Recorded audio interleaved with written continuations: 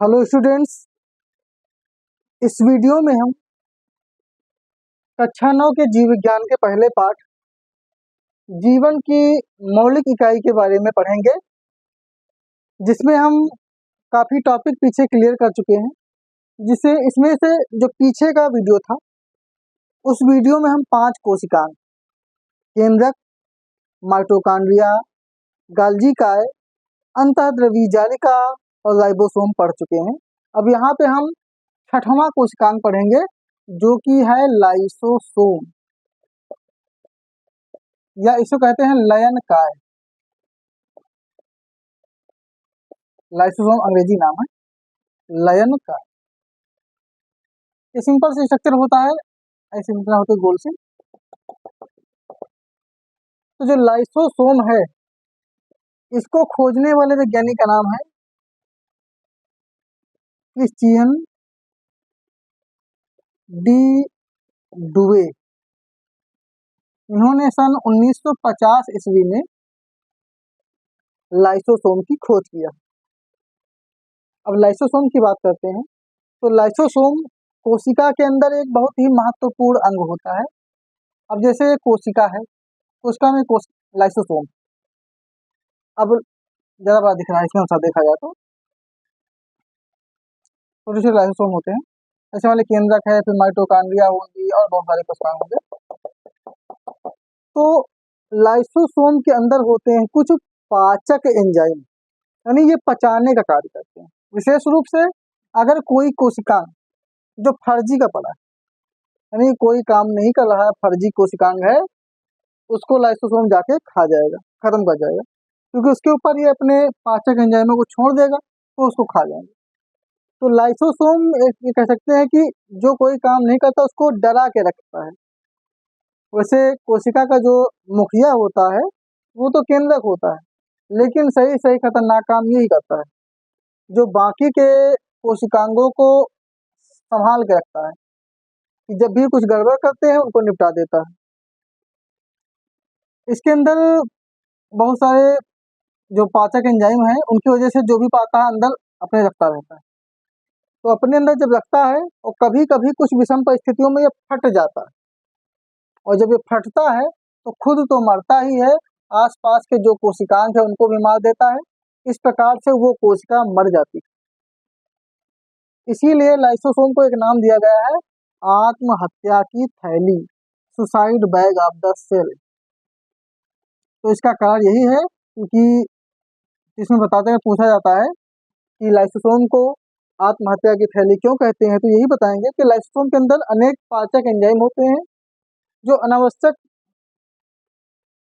कोशिकांगों को नष्ट कर देते हैं और अनावश्यक पदार्थों को अपने अंदर भक्षण कर लेते हैं, अपने रख लेते हैं, पचा लेते हैं, और जब वे फटते हैं तो सबको नष्ट कर देते हैं। जैसे कि एक आतंकवादी होता है, वो अपने शरीर पे बम बांधकर भीड़ में जाता है, जब बम फटता है वो तो खुद मरता ही है, आसपास वालों को भी मार देता है।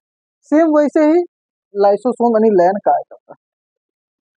लाइसोसोम का निर्माण गाल्जी काय द्वारा होता है, जो हम पिछले वीडियो में पढ़ चुके हैं, यानी गाल्जी काय ही लाइसोसोम को बनाता है। तो ये लाइसोसोम होता है, तो इसका विशेष कार्य यही होता है। और वैसे लाइसोसोम का कार्य जरूरी भी है। जैसे कि जानते हैं, हमारे शरीर में कोशिका विभाजन होता है। अब कोशिका विभाजन हो रहा है, कोशिका पे कोशिका बनती चली जा रही है। अगर लाइसोसोम ना हो और कोशिकाएं अनंत काल तक बनती ही रहें, तो हमारे शरीर की कोई लिमिट नहीं होगी, हम कितना बढ़ जाएंगे। पर कुछ समय के बाद हम क्या करते हैं, हमारी जो लंबाई होती है कुछ ना कुछ मतलब कि लिमिट आ जाती है। उस लिमिट का रीजन ये है कि अगर सेल डिवीजन अपना काम कर रहा है, यानी कोशिका विभाजन कोशिका बना रहा है, तो बिगाड़ने वाला भी तैयार है। इसीलिए एक बैलेंस बना होता है शरीर में। तो आत्मा जो लाइसोसोम है, इसका बहुत ही महत्वपूर्ण कार्य है। जब भी हमें कहीं चोट लगती है, तो वहां पे जब लायन का वहां का मर जाता है, तो वहां कोशिका मर जाती है, फिर खराब हो जाता है वो पार्ट, फिर दूसरा आता है। तो लाइसोसोम का यही कार्य होता है। अब हम अगले कोशिकांग की बात कर लेते हैं।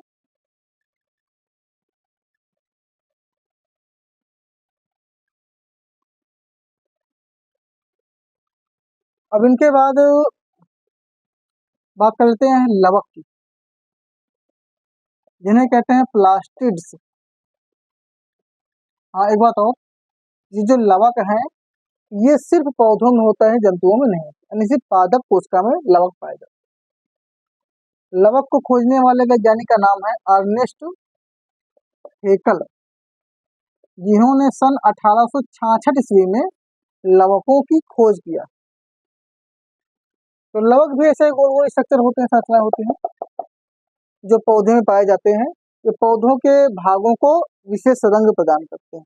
जैसे देखते होंगे कोई भाग हरा है, कोई लाल, कोई गुलाबी, कोई नीला, अलग अलग रंग होते हैं।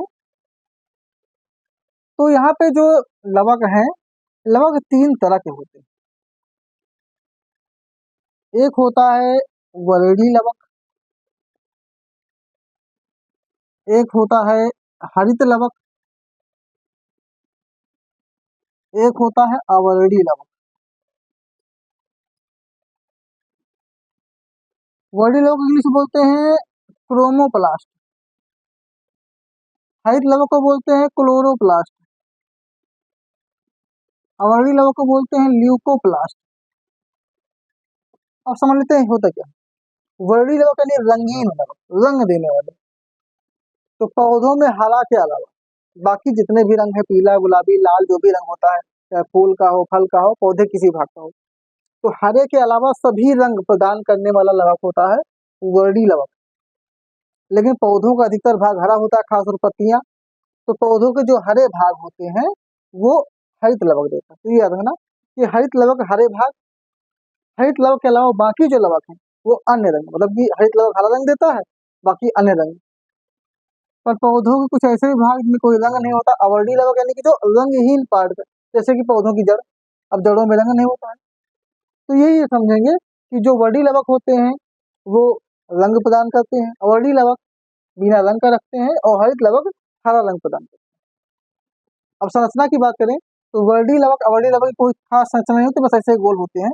लेकिन जो हरित लवक है इसकी हम संरचना विशेष रूप से पढ़ेंगे, क्योंकि ये बहुत ही इंपॉर्टेंट है और खास तौर पे वनस्पति विज्ञान में इसी का रोल बार बार मिलता है।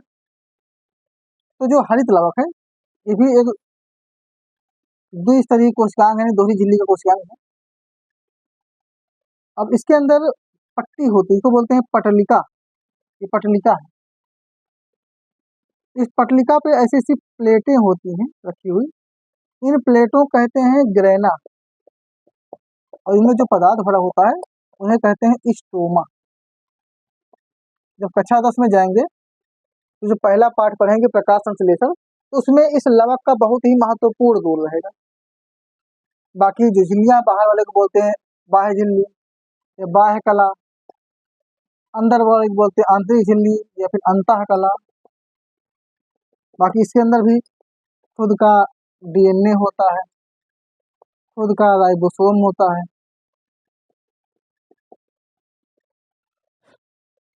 तो ये एक लवक दिख रहा है जो कि द्विस्तरीय कोशिकांग है। ये भी स्वशासित कोशिकांग होता है क्योंकि खुद का डीएनए है, खुद का राइबोसोम। अब जो ग्रेना और स्टोमा 2 पार्ट दिखाई, ये मेन पार्ट होते हैं। जब पढ़ेंगे प्रकाश संश्लेषण, तो प्रकाश संश्लेषण की प्रक्रिया 2 तरह होती है। एक होती है प्रकाशिक अपक्रिया जो सूर्य के प्रकाश की उपस्थिति में संपन्न होती है, दूसरी अप्रकाशिक अपक्रिया जो सूर्य के प्रकाश की अनुपस्थिति में संपन्न होती है। तो जो प्रकाशिक अपक्रिया होती है वो ग्रेना पर होती है और अप्रकाशिक अपक्रिया स्टोमा में होती है। तो इसको हम वहां पढ़ेंगे। तो ये हो गए लवक। अब लवक के बाद फिर अगले कोशिकांग के बारे में बात करते हैं जो कि है रसधानी या रिक्तिका। हाँ, एक बात यह रखिए, जो लवक है ये सिर्फ पादपों में होता है, जंतुओं में नहीं होता है। अब इसके बाद जो हम रसधानी की बात करें, यहाँ भी वही बात है, सिर्फ पौधों में होते हैं, जंतुओं में नहीं होते हैं। रसधानी या रिक्तिका अंग्रेजी में कहते हैं वैक्यूल। जैसे कोशिका है तो ऐसे टाइप की बड़ी संरचना होती है, इसी को रसधानी कहते हैं, बड़ा सा स्ट्रक्चर। तो रसधानी ऐसी संरचना होती है जो बहुत सारे कोशिकाओं की, मतलब कि बहुत सारे पौधों कोशिकाओं में 50% से लेकर 80-90% तक एरिया कवर कर लेती है, यानी कि अधिकांश भाग को कवर कर लेती है, इतनी बड़ी होती है। और इनको हम कोशिका का कचरा पात्र कहते हैं। कोशिका को जो भी कचरा है, जो भी फर्जी का सामान है, वर्ज्य पदार्थ है, सब इन्हीं के अंदर इकट्ठा होता रहता है। अब जैसे जंतु कोशिका पढ़े थे, लाइसोसोम छोटा होता है, फट जाता है। अब पौधे में इतनी बड़ी एरिया कहाँ से फटेगा, इसी के अंदर सब स्टोर होता रहता है। हाँ, इसके खोज की बात तो कर लें। इसको खोजने वाले वैज्ञानिक वही हैं जिन्होंने जीवित कोशिका खोजी थी, यानी कि एंटोनी वान लेवेनहॉक। एंटोनी वान लेवेनहॉक इन्होंने सन 1676 में, क्योंकि 74 में तो जीवित कोशिका खोजे थे, फिर 1676 में उन्होंने ये बताया कि पादप कोशिका के अंदर एक बड़ी सी संरचना होती है, खाली संरचना होती है, जिसको रसधानी या रिक्तिका कहते हैं, और इसके अंदर सभी कोशिका के वर्ज्य पदार्थ इकट्ठे होते रहते हैं, इसीलिए इसे कोशिका का कचरा पात्र कहते हैं। तो ये कोशिकांग भी समाप्त होता है, अगले की ओर बढ़ते हैं। अब इसके बाद बात करते हैं तारक काय, जिसे अंग्रेजी में कहते हैं सेंट्रोसोम, और जैसा मतलब इसका नाम है तारक काय, वैसे तारा की तरह होता भी है, कुछ ऐसे टाइप का।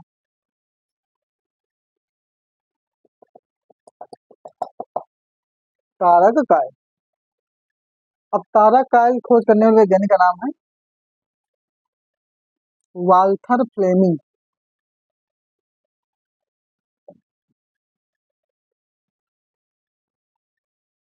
तो वाल्थर फ्लेमिंग ने सन 1875 ईस्वी में तारक काय को खोजा। तारक काय एक कोशिकांग है जो कि सिर्फ जंतु कोशिका में पाया जाता है, पादप कोशिका में ये नहीं पाया जाता, और इसका मुख्य कार्य होता है कोशिका विभाजन में सहायता करना, यानी कि जो कोशिका का विभाजन होता है जिससे कोशिकाएं बनती हैं, उसमें तारक काय का बहुत ही महत्वपूर्ण योगदान होता है। तो तारक काय है। अब वो कोशिकांग जो मेन है वो लगभग खत्म होते हैं, लेकिन जो केंद्रक के अंदर एक चीज होती है गुणसूत्र, उसको अलग से पढ़ना बहुत ही जरूरी है। तो इसी वीडियो में गुणसूत्र के बारे में चर्चा कर लेते हैं। गुणसूत्र, जिसे अंग्रेजी में कहते हैं क्रोमोसोम।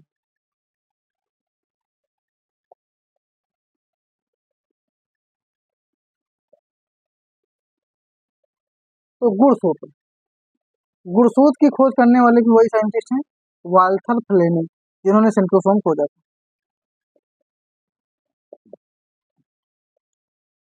बाकी इसके इनके 1878 में खोजे थे, और इसमें कुछ और साइंटिस्ट हैं जैसे कि स्ट्रासबर्गर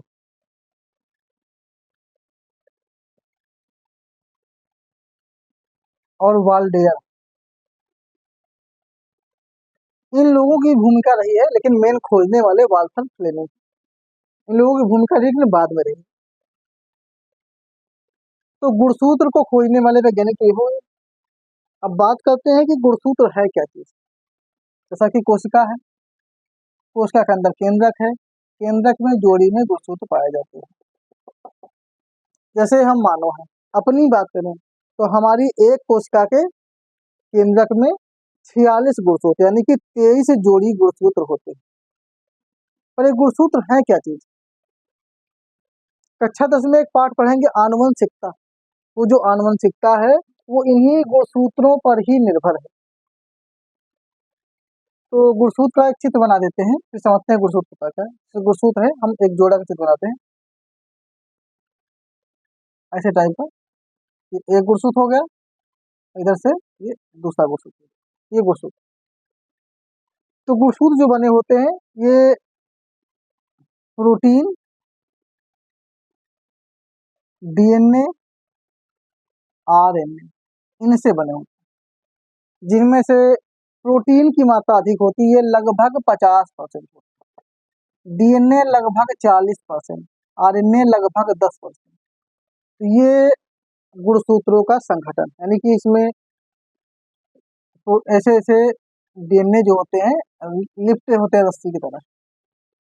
अगर हम इन रस्सी को खोल के देखें, एक रस्सी खोल के देखें, तो ये जो एक लच्छा है, एक छल्ला है, एक के अंदर 8 प्रोटीन होते हैं, 4 आगे होते हैं, 4 पीछे, 8 प्रोटीन। तो 8 प्रोटीन को एक राउंड में ग्लूकोज डीएनए से ऐसे बांधा जाता है। हम बात कर रहे हैं गुणसूत्र की। तो गुणसूत्र प्रोटीन डीएनए आरएनए से मिलकर बना होता है। अब इसमें जो डीएनए है ये आनुवंशिक पदार्थ होता है। पहले बहुत सारे वैज्ञानिकों ने प्रोटीन को आनुवंशिक पदार्थ माना, क्योंकि प्रोटीन की मात्रा अधिक होती है, कहीं कहीं 60% भी होती है। लेकिन बाद में बहुत सारे प्रैक्टिकल से ये क्लियर किया गया कि आनुवंशिक पदार्थ डीएनए, यानी डीएनए वो पदार्थ है जो ये डिसाइड करता है कि हमारी आनुवंशिकी क्या होगी, यानी हमारी पीढ़ी से अगली पीढ़ी में जो लक्षण जाते हैं, तो माता पिता से बच्चों में जो लक्षण जाते हैं वो डीएनए डिसाइड करता है। तो डीएनए ही निर्धारित करता है कि होने वाला बच्चा काला होगा कि गोरा होगा, सांवला होगा, लंबा होगा, बौना होगा, आनुवंशिक रूप से सही होगा या फिर गड़बड़ होगा, शरीर में बाल ज्यादा होंगे या कम होंगे, आंखों का रंग नीला होगा कि काला होगा कि भूरा होगा, यानी जो भी बातें होती हैं वो आनुवंशिकता जो होती है वो इसी डीएनए पर निर्भर है। और डीएनए से बना है गुणसूत्र, और गुणसूत्र है केंद्रक के अंदर और केंद्रक है कोशिका के अंदर। इसीलिए केंद्रक को कोशिका का दिमाग माना गया। तो ये गुणसूत्र समझ गए, गुणसूत्र काम क्या होता है कि गुणसूत्र आनुवंशिकता में महत्वपूर्ण भूमिका निभाते हैं। दूसरी बात, कोशिका का विभाजन। जब कोशिका का विभाजन होता है तो उस समय भी गुणसूत्र का बहुत महत्वपूर्ण रोल होता है, यानी कि वृद्धि और विकास में भी इनका इम्पोर्टेंट रोल है। अब गुणसूत्रों के अगर हम प्रकार की बात करें तो गुणसूत्र 2 तरह के होते हैं। एक होते हैं दैहिक गुणसूत्र, जिन्हें सोमैटिक क्रोमोसोम बोलते हैं। एक होते हैं लिंग गुणसूत्र, जिन्हें सेक्स क्रोमोसोम बोलते हैं।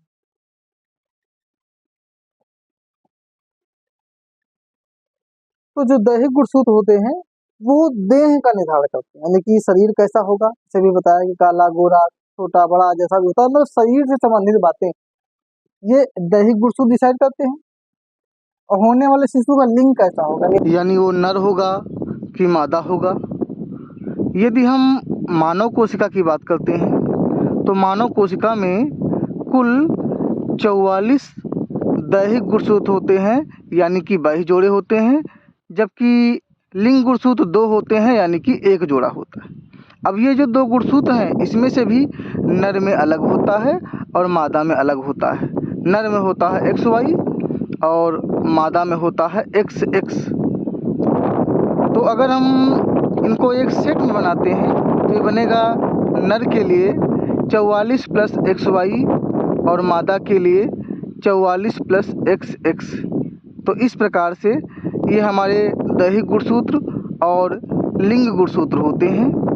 और इनका एक कार्य होता है कि दैहिक गुणसूत्र जो हैं वो शरीर के आकार, आकृति, रंग, रूप आदि का निर्धारण करते हैं, जबकि लिंग गुणसूत्र लिंग का निर्धारण करते हैं।